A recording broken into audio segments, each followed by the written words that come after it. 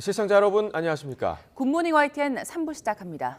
국제 유가가 상승하면서 국내 주유소의 판매 가격도 6주째 올랐습니다. 당분간은 이런 상승세가 이어질 걸로 보입니다. 이동우 기자가 취재했습니다. 서울 성산동 주유소. 휘발유 가격이 리터당 1,700원 중반, 경유는 1,600원 중반까지 올랐습니다. 운전자들은 기름값 부담이 만만치 않습니다. 제가 한 2주 전만 해도 1,600 얼마에 넣었던 것 같은데 지금 100원 정도 더 오른 것 같아요. 그래서 기름 넣기가 너무 부담스럽기는 한데 지금 거의 바닥이어서 넣기는 넣어야 돼요. 이번 주 서울의 리터당 휘발유 평균 가격은 지난주보다 32.6원 오른 1,808.1원에 이릅니다. 전국 휘발유 평균 판매 가격도 지난 9일 10개월 만에 리터당 1,700원을 넘기는 등 6주째 상승 곡선을 보이고 있습니다. 상표별로는 GS 칼텍스 주유소가 가장 비쌌고 알뜰 주유소가 제일 쌌습니다. 경유 판매 가격은 지난주보다 62.3원 오른 1,588.3원입니다. 일간 기준으로는 지난 17일 1,601.41원을 기록하며 6개월 만에 1,600원대를 돌파했습니다. 국제 유가 오름세에 따라 국내 유가도 당분간 오를 것으로 예상됩니다. 최근 2, 3주간 국제 휘발유, 국제 경유 가격이 크게 올랐습니다. 그에 따라서 앞으로 2, 3주간 국내 기름값도 당분간 상승세를 이어나갈 것으로 예상하고 있습니다. 그리고 국제 유가는 최근에 수요 증가에 비해서 산유국들의 감산 조치로 인해서 공급 부족 현상이 발생하고 있어서 당분간 앞으로 계속 우상향할 것으로 전망을 하고 있습니다. 정부는 이런 상황을 고려해 휘발유에 붙는 세금은 25%, 경유는 37% 깎아주는 조치를 10월 말까지 이어가기로 했습니다. 각종 물가 급등에 이어 유가마저 고공행진을 하면서 서민들의 부담이 가중되고 있습니다. YTN 이동우입니다. 기업들이 내는 법인세가 예상했던 것보다 훨씬 적게 거칠 것으로 예상됩니다. 상반기 상장사 이익이 지난해 절반에 그쳤기 때문인데 정부의 예상을 크게 벗어나는 게 벌써 3년째 반복됩니다. 이승은 기자가 보도합니다. 올해 상반기 세수는 지난해보다 40조 가까이 줄었는데 법인세가 16조 8천억 원 덜 거쳐서 감소폭이 가장 컸습니다. 상반기 기업 실적의 먹구름은 더욱 짙어졌습니다. 상반기 순이익이 지난해 대비 반토막이 났고 적자 기업도 늘었습니다. 이에 따라 이번 달 법인세 중간 예납도 부진할 것으로 보입니다. 경기 부진에 따른 법인들의 영업 실적이 굉장히 좋지 않기 때문에 법인 세수가 큰 폭으로 줄었고, 그리고 부동산 그리고 주식 시장 등 자산 시장이 굉장히 둔화됐기 때문에. 반면 지난 2021년과 지난해에는 역대급 초과 세수가 발생했습니다. 본 예산에 비해 각각 60조, 52조 넘게 더 거친 겁니다. 저도 책임을 느끼고요. 예. 세지실장도 책임을 느꼈습니다. 예, 제가 정말 지금 임기 말이 아니면은 제가 물러나는 형태가 더 필요하다면 물러나겠습니다. 국회 예산정책처는 대규모 세수 결손과 초과 세수 모두 부작용이 있다며 대책 마련을 촉구했습니다. 재정이 경기에 대응하기보다는 초과 세수가 있을 때 재정 지출이 늘어나고 반대로 경기가 악화해 세수가 부족할 때 지출이 감소해 오히려 경기 진폭을 크게 할 수 있다는 겁니다. 소득 계층별 또는 기업 규모별 소득과 수익의 어떤 분포적인 특성을 고려하지 않고 평균이나 총량적인 지표로 전망하는 방식으로는 정확도를 높이는 데 한계가 있어 보입니다. 초과 세수가 있으면 재정 지출 증가로 써버리는 현상을 막기 위해서 무엇보다 먼저 재정 규율의 확보가 필요해 보입니다. 예산정책처는 비관적 전망에 근거해 예비비를 편성하고 남으면 빚 갚는 데 쓰는 캐나다나 경기가 좋을 때 불황 대비 기금을 적립하는 미국 제도를 참고해 완충 장치를 마련해야 한다고 강조합니다. YTN 이승은입니다. 서민들이 마지막까지 버티다가 찾아가게 되는 대부업체가 잇따라 문을 닫고 있습니다. 신용이 안 좋은 사람들이 제도권 밖에 있는 사금융에 내몰릴 거라는 우려가 나오고 있습니다. 엄윤주 기자가 보도합니다. 올해 말 국내 대부업체 부동의 1위인 러시앤캐시가 문을 닫습니다. 애초 내년 12월로 예정됐던 철수 계획이 1년가량 앞당겨진 건데 표면적인 이유는 종합금융그룹으로 도약하기 위한 사전 작업을 서두르겠다는 의도입니다. 대부업을 조기 철수하고 증권사 등 다른 금융사 인수를 적극 검토해 종합금융그룹으로 도약해 나갈 계획입니다. 하지만 이면에는 조달금리 인상 등 영업 환경이 어려워지면서 속도를 냈다는 분석도 있습니다. 이처럼 최근 폐업 수순을 밟는 대부업체들이 늘고 있습니다. 주로 폐업할 경우 돌려받는 손해보상보증금을 지난해 반환받은 대부업체가 전년보다 2배가량 증가한 겁니다. 보증금 반환 사유를 보더라도 폐업이 가장 많았는데 관련 건수도 2년 전과 비교해 급증했습니다. 수익이 나지 않기 때문에 폐업을 한다고 보시면 되죠. 조달금리는 계속 올라가고 광고비, 그다음에 기타 비용은 올라가다 보니까 수익성을 내려면은 배송 비용을 줄일 수밖에 없어요. 문제는 제도권 내 마지막 보루인 대부업체가 쪼그라들면서 급전이 필요한 저신용자들이 불법 사금융으로 내몰릴 가능성이 한층 커졌다는 점입니다. 실제로 대부업체마저 대출 문턱을 높이자 지난해 불법 사금융 시장을 이용한 사람이 최대 7만 1,000명에 달한다는 분석도 나왔습니다. 이 때문에 연 20%로 묶여있는 지금의 법정 최고금리를 시장 상황에 따라 탄력적으로 운영해야 한다는 목소리가 잇따르고 있습니다. 지금과 같이 고금리 상황에 20%로 낮아진 최고금리 규제는 상당히 시장에 억압적인 그런 제약 요인이 된다는 거죠. 탄력적으로 운영하게 되면 지금 제기되는 문제를 조금 해소할 수는 있는 거죠. 금융당국도 올해 초 시장 연동형 법정 최고금리 도입을 검토했지만 국회 반대로 무산돼 더 이상의 논의는 이뤄지지 않고 있습니다. YTN 엄윤주입니다. NH농협은행이 50년 만기 주택담보대출 상품을 취급한 지 2달도 안 돼 판매를 중단하기로 했습니다. 최근 가계대출이 다시 증가세를 보이고 50년 만기 주택담보대출이 대출 규제 우회 수단으로 활용되고 있다는 지적이 나오자 아예 취급하지 않기로 한 겁니다. 대낮에 신림동 공원에서 성폭행을 당해 병원에서 치료받던 피해 여성이 끝내 숨졌습니다. 피의자 30대 남성은 구속됐고 경찰은 혐의를 변경하는 것과 신상 공개 여부를 검토할 예정입니다. 윤웅성 기자의 보도입니다. 대낮 서울 신림동 공원에서 성폭행을 당해 크게 다친 피해 여성이 끝내 숨졌습니다. 피의자 30대 남성 최모 씨에게 폭행을 당해 의식을 잃고 병원에서 치료를 받아온 지 이틀 만입니다.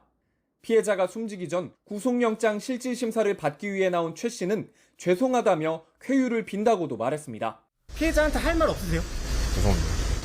빠른 쾌유 드리겠습니다. 그러면서도 성폭행을 계획한 건 아니라는 취지의 말을 남겼습니다. 1시간 동안 왜 걸어 다니셨어요? 운동으로만. 하지만 법원은 최 씨에게 구속영장을 발부했습니다. 피해자가 사망함에 따라 경찰도 최 씨에게 적용한 강간 상해 혐의를 강간 살인으로 변경하는 것을 고려하고 있습니다. 강간 상해는 최고 형량이 무기징역이지만 강간 살인은 사형으로 더 무겁습니다. 경찰은 범행을 계획한 건 아니라는 최 씨의 발언에도 불구하고 계획범죄 가능성에 무게를 두고 있습니다. 범행 도구를 인터넷에서 넉 달 전 미리 구매했고 실제 범행에 활용했기 때문입니다. 경찰은 법원에서 구속영장이 발부된 만큼 범행의 중대성 등을 고려했을 때 신상공개 여부를 검토할 예정입니다. 또 구체적인 범행 경위를 파악하기 위해 프로파일러도 투입하고 최 씨의 사이코패스 진단검사도 고려하고 있는 것으로 알려졌습니다. YTN 윤웅성입니다. 서울 지하철 2호선 안에서 날카로운 물건으로 승객들을 공격한 50대 남성이 경찰의 현행범으로 체포됐습니다. 어제 낮 12시 40분쯤 서울 지하철 2호선 열차 안에서 50대 남성 A씨가 날카로운 물건으로 승객들을 공격해 2명이 다쳤습니다. A씨는 신고를 받고 출동한 경찰에 현장에서 체포됐습니다. 이 과정에서 승객 2명이 가벼운 상처를 입었고 1명은 병원 치료를 받았습니다. 경찰은 특수상해 혐의로 50대 남성 A씨를 체포해 범행 동기 등을 조사하고 있습니다. 지하철 안에서 흉기 난동 사건이 발생하자 서울교통공사가 열차 안팎 경계 근무를 강화하기로 했습니다. 공사는 어제 오후부터 지하철 보안관 55명이 모두 열차에 탑승해 2인 1조로 순찰하도록 했다고 밝혔습니다. 지하철 보안관은 가스총을 휴대한 채 열차 안과 역사를 순찰하며 위험한 행동을 하는 사람을 발견하면 즉각 제지 후 경찰에 신고하게 됩니다. 서울 도심에서 흉기를 들고 돌아다닌 60대 남성이 구속됐습니다. 서울중앙지방법원은 특수협박 혐의를 받는 60대 남성 박모 씨에 대해 범죄가 중대하고 도망할 염려가 있다며 구속영장을 발부했습니다. 박 씨는 지난 17일 밤 9시 20분쯤 자택에서 흉기를 들고 나가서 서울 대학로 일대를 30분 정도 돌아다닌 혐의를 받습니다. 박 씨는 경찰 조사에서 사람들이 너무 시끄러워서 범행을 저질렀다고 진술한 걸로 전해졌습니다. 지난달 스스로 목숨을 끊은 서울 서희초등학교 교사를 추모하는 교사들이 5번째 주말 집회를 열고 교권 강화 대책을 촉구했습니다. 전국 교사일동은 어제 오후 2시 서울 국회의사당역 앞에 모여서 최근 교육부가 발표한 고시안은 현실성이 부족하니 무분별한 아동학대 신고로부터 교원을 보호할 수 있도록 관련 법을 개정하라고 강조했습니다. 전국 초중고등학교 교장 800여 명도 공교육 정상화를 위한 제도 개선에 힘쓰겠다는 내용의 성명서를 내고 힘을 보탰습니다. 지난달 22일 처음 모인 교사들은 다음 달 4일 숨진 서희초 교사의 49제까지 집회를 이어갈 예정입니다. 교육부가 교권 보호 대책에 속도를 내는 가운데 악성 민원 처리 방안을 놓고 진통이 커지고 있습니다. 민원 처리 전담반에 포함된 교육 공무직을 포함해서 일선 교사와 교장, 교육청까지 모두 반발하면서 악성 민원 폭탄 돌리기 양상이 나타나고 있습니다. 김연아 기자의 보도입니다. 교육부가 밝힌 교권 대책 시안에는 교장 직속 민원 대응팀 신설이 포함됐습니다. 교감과 행정실장, 교육 공무직 등 5명 정도가 학교로 오는 민원을 모두 받은 뒤 민원별로 처리토록 해 교사가 직접 악성 민원에 고통받지 않도록 하겠다는 겁니다. 그런데 곧장 반발이 이어지고 있습니다. 교사들은 민원팀이 교장 직속인데도 교장의 권한과 책임이 명확하지 않아 결국 교사가 민원을 홀로 떠맡는 일이 되풀이될 거라 우려하고 있습니다. 전담팀에 포함된 교육 공무직에서는 10명 중 6명이 이미 온갖 악성 민원에 시달리고 있는데도 공무직은 교사가 아니라며 교권 보호 대책에서는 제외하더니 이제는 비정규, 말단직인 처지를 악용해 악성 민원을 떠넘기려 한다고 강력 비판했습니다. 한글도 못 읽고 공무원도 아닌 게 채용이 의심된다며 저의 채용 정보를 요구하는 등 정말 말도 안 되는 이유로 악성 민원에 시달리고 해당 민원인은 실형을 살았지만 출소 후에도 지금까지 저를 상대로 민원 및 각종 고소를 계속 진행하고 있습니다. 학부모님이 원하는 내용이 받아들여지지 않으면 끊임없이 상담 요청과 민원을 신청하는 상황이 펼쳐집니다. 저는 교육부에 묻고 싶습니다. 우리는 누가 보호해 줍니까? 교장들 역시 지금도 대부분 민원을 교장과 교감이 처리하는데 민원팀이 구성되면 뭐가 달라지느냐며 교육청이 악성 민원을 거르고 필요한 것만 학교에 전달해 일선 학교의 부담을 줄이자고 주장합니다. 그런데 교육청에선 관내 수많은 학교의 민원을 1차 처리하는 게 현실적으로 불가능합니다. 악성 민원 전담을 놓고 폭탄 돌리기가 벌어지자 교육부는 뒤늦게 교육 공무직 노조와 간담회를 열겠다고 밝혔습니다. 하지만 교육 공무직 쪽에서는 현안대로 강행될 경우 집단 행동도 불사하겠다고 맞서고 있어서 해결점을 찾기가 쉽지 않아 보입니다. YTN 김현아입니다. 윤석열 대통령이 미국 캠프 데이비드에서 열린 한미일 정상회의를 마치고 귀국했습니다. 1박 4일 일정으로 미국을 방문한 윤 대통령은 오늘 새벽 대통령 전용기인 공군 1호기 편으로 경기도 성남 서울공항에 도착했습니다. 앞서 윤 대통령은 현지 시각으로 18일 아침 미국 대통령 휴양지인 캠프 데이비드를 찾아 조 바이든 미 대통령의 영접을 받았습니다.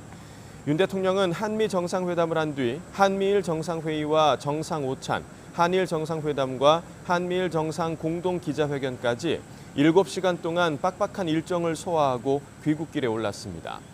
이번 회의에서 한미일 정상은 캠프 데이비드 원칙과 정신, 공약까지 3가지 문건을 채택했습니다. 이번 한미일 정상회의 성과를 놓고 여당은 윤석열 대통령의 외교 노력이 정점을 찍은 대전환의 날이라고 호평했습니다. 반면 더불어민주당은 이번에도 국익에 도움되지 않는 사실상 일본과 준군사동맹을 맺었다며 우려했습니다. 안윤학 기자의 보도입니다. 국민의힘은 이번 정상회의로 한미일 협력이 한층 더 공고해져 대한민국 제도약의 새로운 장을 열었다고 치켜세웠습니다. 군사안보부터 경제, 첨단기술, 국제외교에 이르기까지 촘촘하고 공고한 협력체계를 구축한 만큼 당도 온 힘을 다해 국익 창출을 지원하겠다고 강조했습니다. 숨가쁘게 달려온 윤석열 대통령의 외교 노력이 오늘 새로운 대전환이라는 정점을 찍은 날로 기억될 것입니다. 민주당은 그러나 한미일 3자 협의에 대한 공약을 일본과의 준군사동맹으로 규정하고 국익에 도움이 되겠느냐며 회의적인 시각을 나타냈습니다.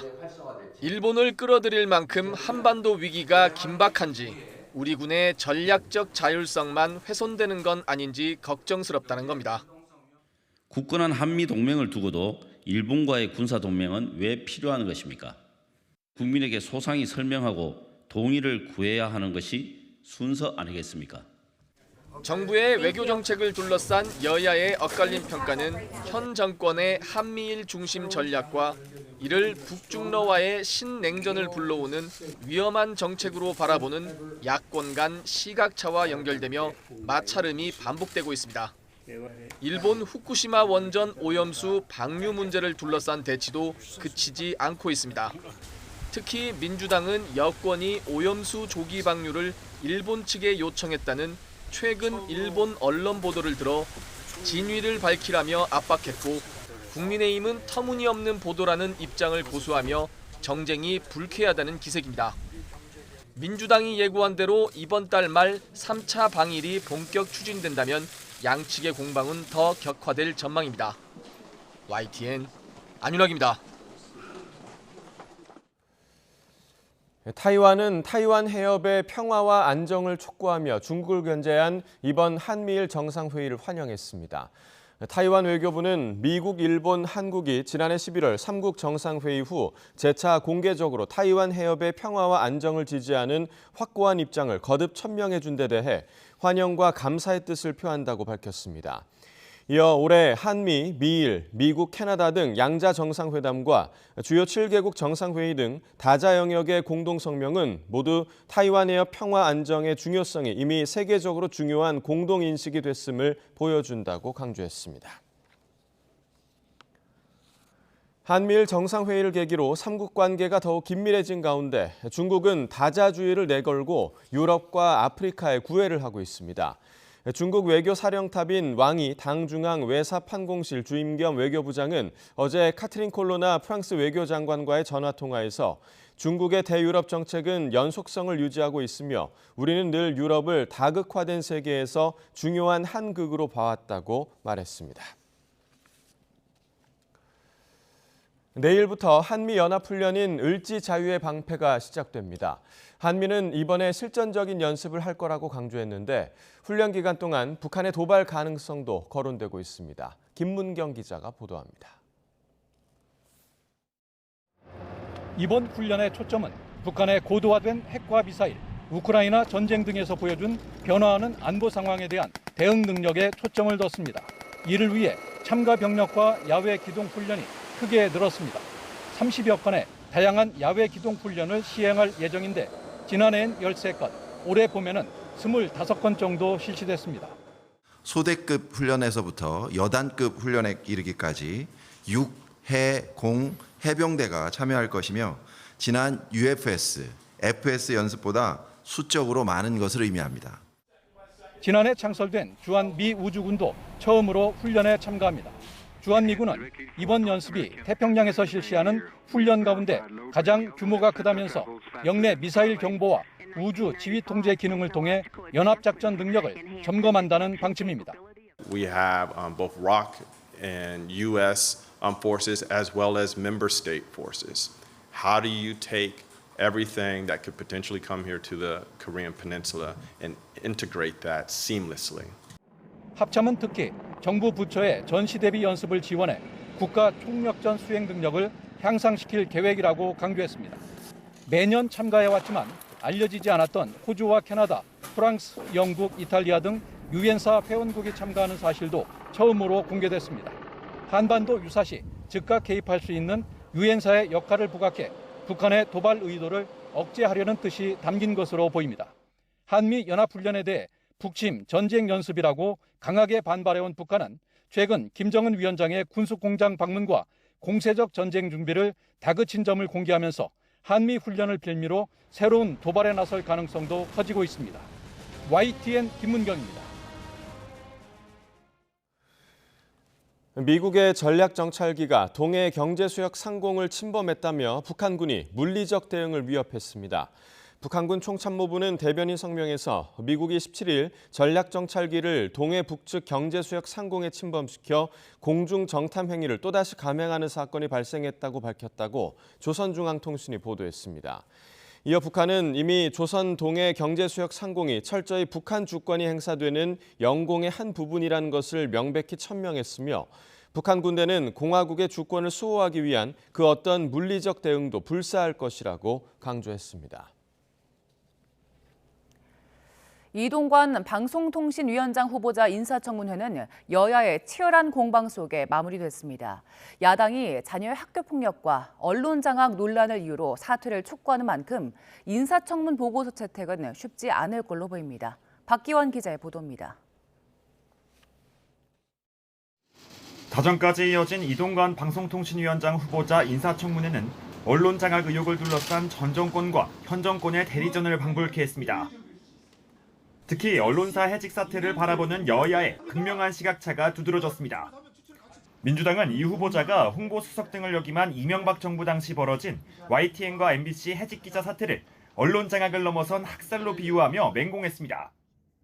우리 수석께서 수석을 맡으신 이후에 그 결과가 뭐였습니까? 80년대 이후에 최초의 언론 해직이었고요. 이게 징계 사태가 이게 바로 언론 학살이라고 표현할 정도의 상황이었습니다. 국민의힘은 문재인 정부 당시 KBS 내 적폐청산 기구였던 진실과 미래위원회에서 불법 징계 해고 결정이 있었다며 당시 위원이었던 김의철 현 사장의 사퇴 촉구로 맞섰습니다. 적폐청산이라는 이름으로 정치보복을 자행했던 KBS 진미 운영 규정이 불법성이 확인되었습니다. 징계자들의 어떤 신분과 불이익을 원상시켜줘야 되는 거 아닙니까? 그것이 마땅한 일이겠죠. 상대를 향한 비난 공세는 청문회 뒤 내놓은 여야 논평으로 이어졌습니다.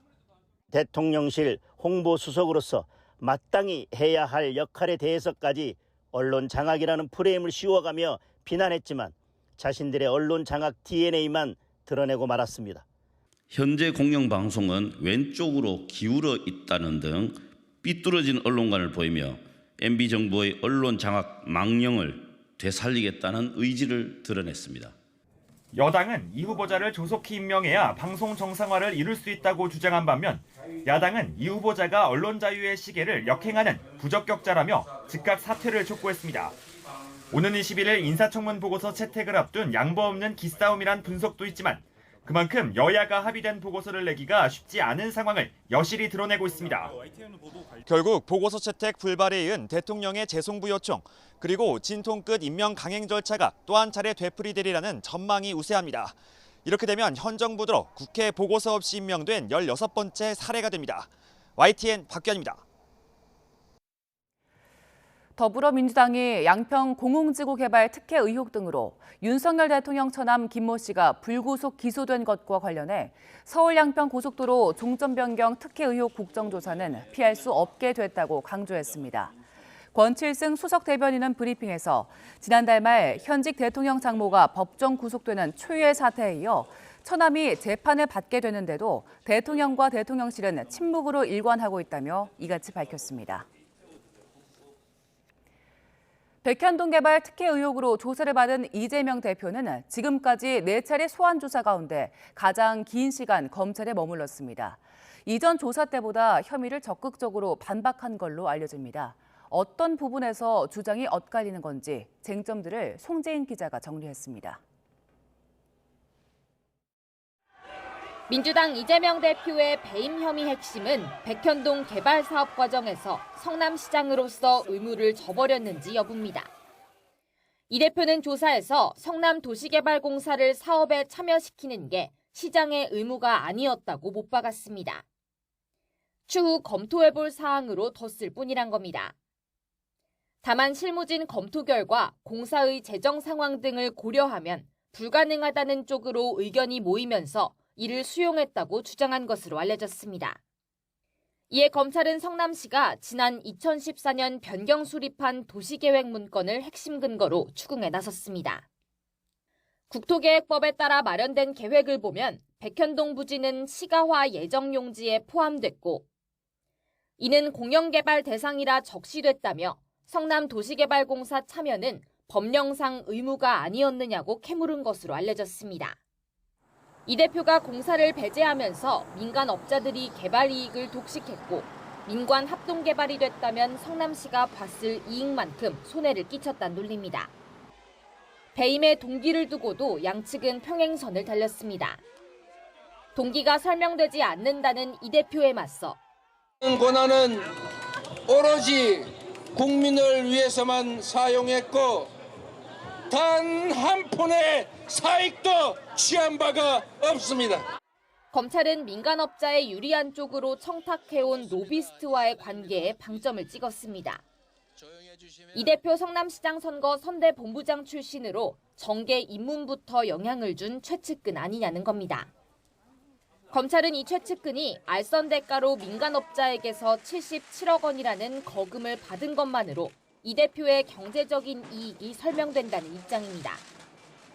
조서 열람까지 포함해 13시간에 걸쳐 신경전을 벌인 검찰은 추가 조사는 실효성이 없다고 보고 이 대표의 배임 액수를 최종 정리하고 있습니다. 검찰 관계자는 측근이 민간 개발업체에 영입된 뒤 이례적인 인허가를 따내며 급물살을 타게 된 사업과 이 과정에서 이 대표가 결제한 문건만 나열해도 명확한 사건이라며 혐의 입증을 자신했습니다. 그런 만큼 이 대표 구속영장 청구는 사실상 기정사실로 받아들여지고 있는데 시점은 일괄 청구 대상으로 거론되는 쌍방울 대북 송금 사건 수사 상황에 달렸다는 분석이 유력합니다. YTN 송재인입니다. 무더운 날씨가 이어지고 있는 가운데 막바지 피서를 즐기려는 사람들은 해수욕장을 찾았습니다. 주말들을 맞아 우리 전통 공연을 즐기며 더위를 식힌 사람들도 많았는데요. 한여름 끝자락의 주말 모습 차상은 기자가 전해드립니다.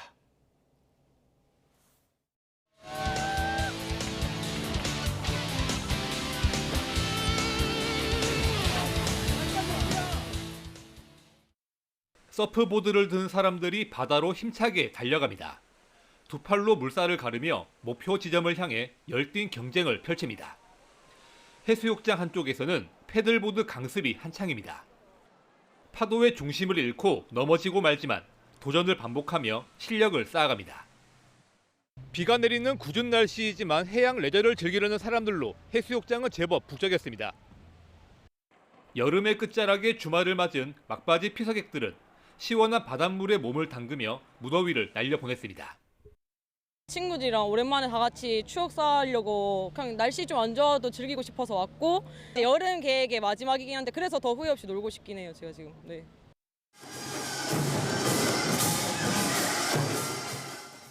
흥겨운 전통가락이 울려 퍼지고 관객들의 어깨도 함께 들썩입니다.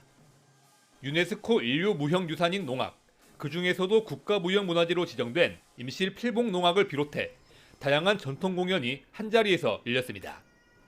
전국 각지에서 모여 축제를 함께 만들어가며 우리 민족의 얼과 흥을 선사했습니다. 자원봉사로서 이렇게 큰 행사에 참여를 할 수 있는 것 자체가 대단한 영광으로 생각을 하고 이런 거를 이제 저희의 도움으로 저희의 손으로 뭔가 하나씩 만들어간다는 게 굉장히 뿌듯하게 느껴졌습니다. 실내에서는 인형들의 실감나는 연기가 펼쳐집니다. 도심에서는 쉽게 만나볼 수 없는 공연인 덕분에 가족 단위 관람객이 자리를 가득 채웠습니다. 전국에 전통 문화를 하고 있는 예술인들이나 또 애호가들과 좀 서로 서로 협력하고 또 교류도 하고 싶어서 이런 축제를 진행하고 있습니다. 농악의 의미처럼 흥을 돋우기 위해 열린 전통축제. 소중히 보존해야 할 문화유산의 가치를 되새기겠습니다. YTN 차상입니다.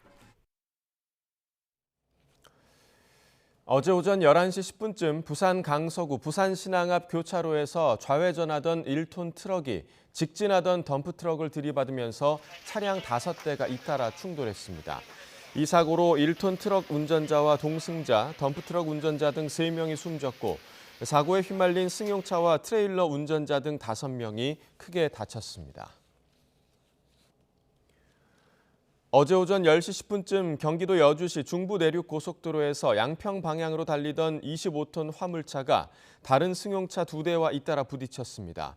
이 사고로 뒤따르던 승용차 동승자 2명이 다쳐 병원 치료를 받았습니다.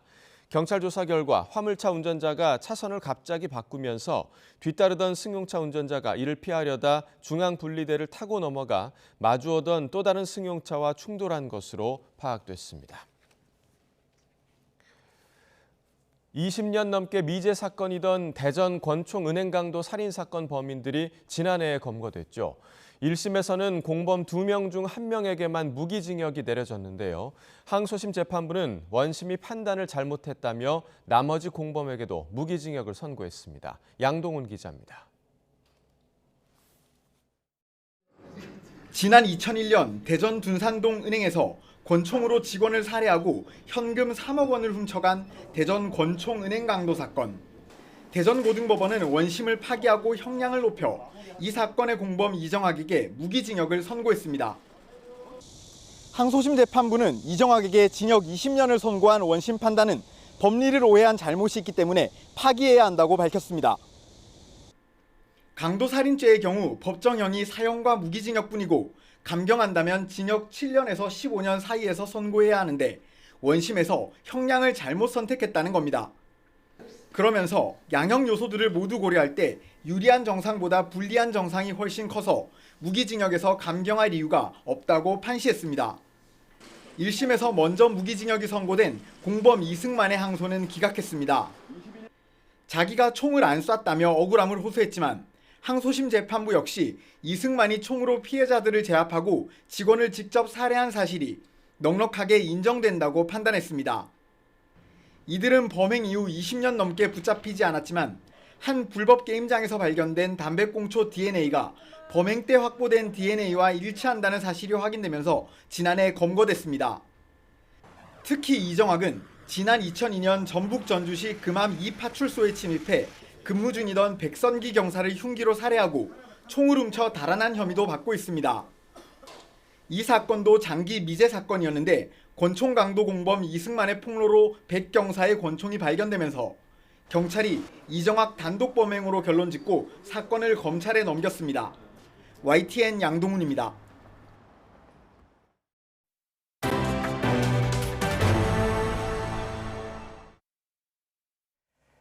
체감온도 33도가 넘는 찜통더위는 당분간 계속될 걸로 보입니다. 이때 온열 질환을 막기 위해서는 한낮에 야외 활동을 피하는 게 좋지만 농번기를 맞은 농촌에서는 아무리 더워도 일손을 놓지 못하는 경우가 많습니다. 헬로티비 뉴스 서희동 기자의 보도입니다. 포도가 익어가는 한 비닐하우스 내부. 수확철을 앞두고 열매의 품질을 높이기 위한 작업이 한창입니다. 뜨거운 한낮의 더위를 피하려고 새벽부터 일하지만 농민의 얼굴에 흐르는 땀은 멈추질 않습니다. 아침에 새벽 5시부터 해가지고 10시까지밖에 일 못 해요. 여기 뭐 바깥에는 한 30도 가면은 여기는 40도에서 45도, 뭐 많이 올라갈 때 47도까지 올라가더라고요. 여름철 비닐하우스 내부에는 열기가 갇히면서 오히려 바깥보다 온도가 높아집니다. 바깥이라고 사정이 나온 것은 아닙니다. 뜨거운 햇빛에 땅이 달궈지면서 한낮의 지면 온도는 지상 1.5m 높이보다 5에서 18도씨 정도 높기 때문입니다. 정부는 체감온도 35도 이상의 폭염에는 옥외 작업을 하지 않을 것을 권고하고 있습니다. 하지만 농사는 작물 생장에 따라 일을 해야 하는 시기가 정해져 있다 보니 마냥 일손을 놓을 수가 없는 것이 현실입니다. 아무리 뭐 35도 이상, 특히 하우스 안 같으면 40도 넘어도 일을 계속 할 수밖에 없어요. 왜 그러면 그 작업하는 기간이 있기 때문에 그 기간 안에 그 작업을 마무리를 해야 되니까. 한낮에 어쩔 수 없이 농작업을 해야 한다면 수시로 시원한 물을 마시고 매시간 15분씩은 그늘에서 휴식을 취해야 합니다. 또 비상 상황에 대비해 반드시 2명 이상 함께 움직여야 합니다. 헬로티비 뉴스 서희동입니다. 제6호 태풍 카눈이 지나가면서 태화강 국가정원 심리대 숲의 대나무들이 많이 쓰러지고 파손됐습니다. 매년 태풍이 올 때마다 이런 일이 발생하는데 근본적 대책은 없는지 JCN 울산중앙방송 박영훈 기자가 취재했습니다. 제6호 태풍 카눈이 지나간 태화강 국가정원 심리대 숲. 내부 산책로 위까지 쓰러진 대나무는 대부분 제거되거나 다시 세우는 등 조치가 됐지만 아직까지도 아슬아슬하게 기울어진 대나무가 많습니다. 쓰러진 거 보니까 좀 어떻게 보면 좀 위험할 수도 있는데 근데 한편으로 보면은 좀 자연스럽게 보이기도 해요. 태풍으로 많은 대나무가 쓰러지면서 지난해까지 열렸던 태화강 대숲 남양축제도 올해는 취소됐습니다. 매년 태풍이 올 때마다 태화강변 대숲의 대나무들이 쓰러지는 현상이 반복되는데 근본적 대책은 없을까? 울산시는 대숲 일부 구간에 설치된 대나무 결속지주를 전체 구간으로 확대하고 태풍이 불 때 바람길이 되는 내부 산책로의 폭을 모두 4m에서 2.5m 정도로 축소해 문제를 해결하겠다고 밝혔습니다. 심리 대숲 내 산책로는 대나무 결속지주를 설치를 하고 산책로 폭을 축소를 해나갈 예정입니다. 이 작업이 완료될 때까지는 아무래도 좀 상당한 기간은 소요될 것으로 보이는데 이 작업이 완료가 된다면 태풍에 대비하는 게 훨씬 더 나아지리라 봅니다.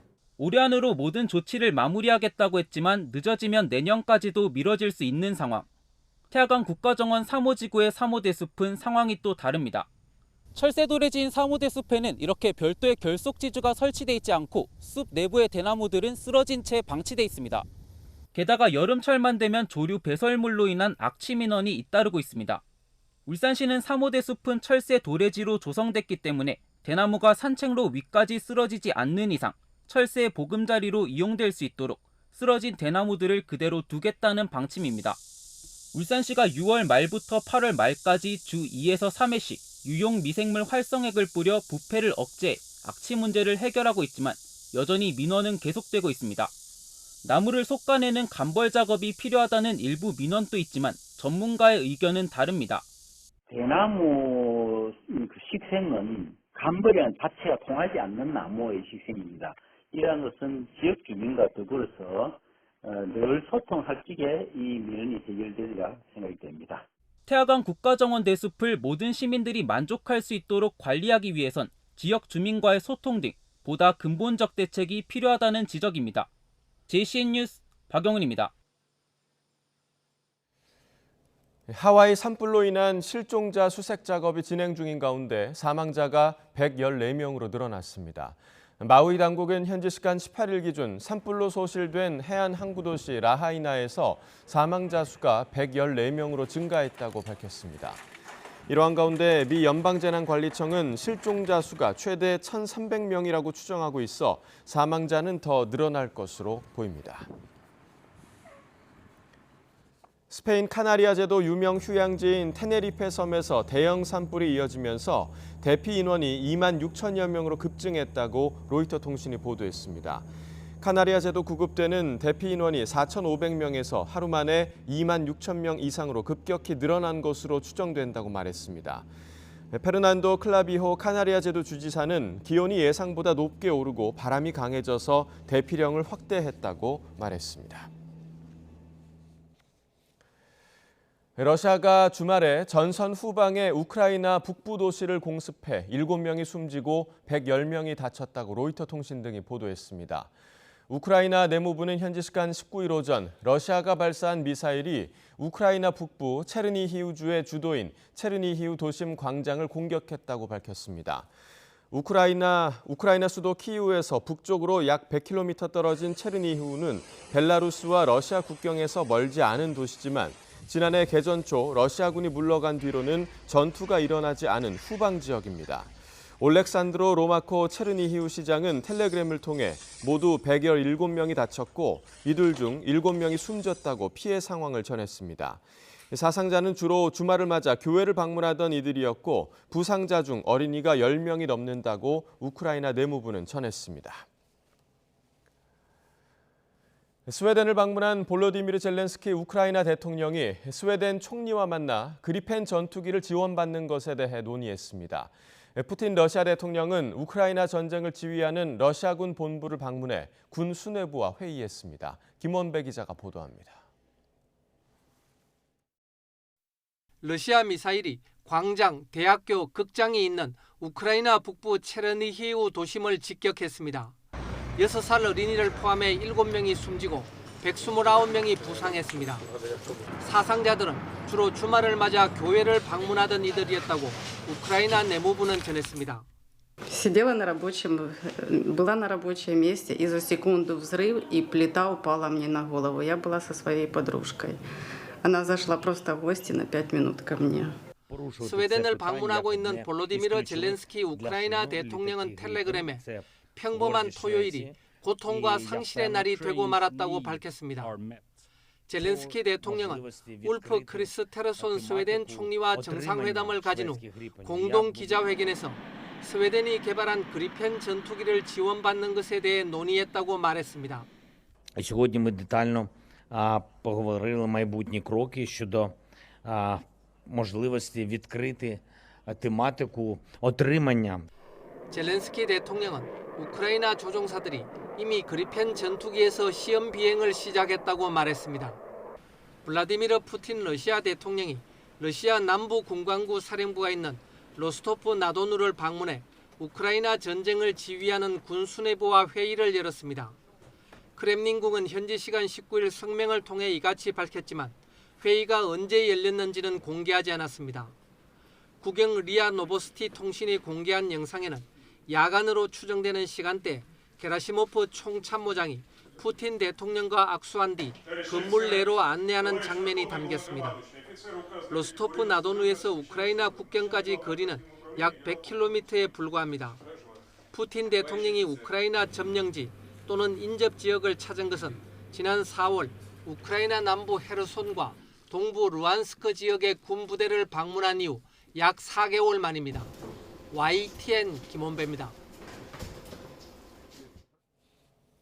팔레스타인 요르단강 서안 지구에서 무장괴한의 총격으로 이스라엘인 2명이 숨졌다고 일간 예루살렘 포스트 등이 보도했습니다.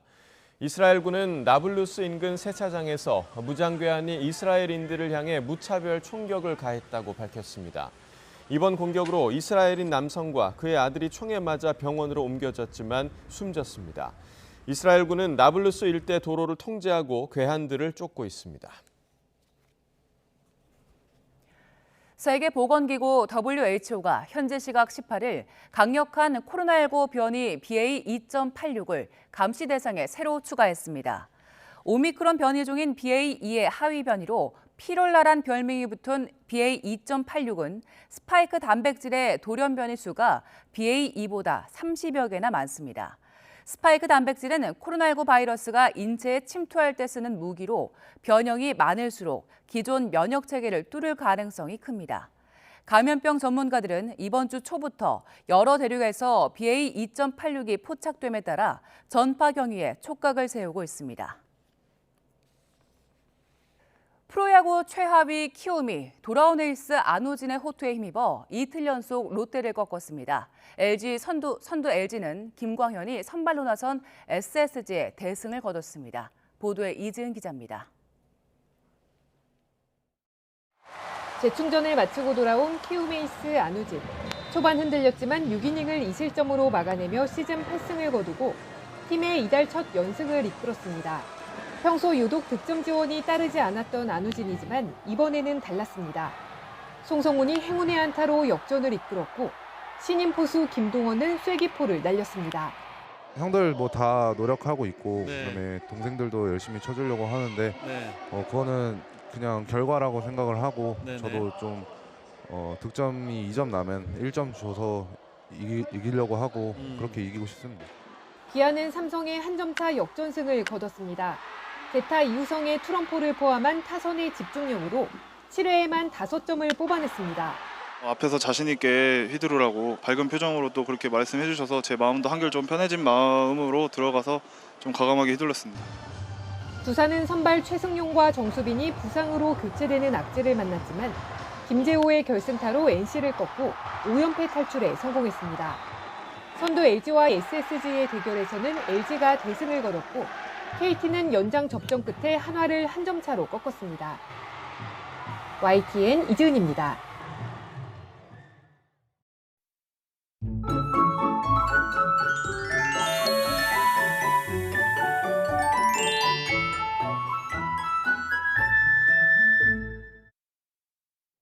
밤사이에도 후텁지근한 날씨에 잠 못 이룬 분들 많으시죠?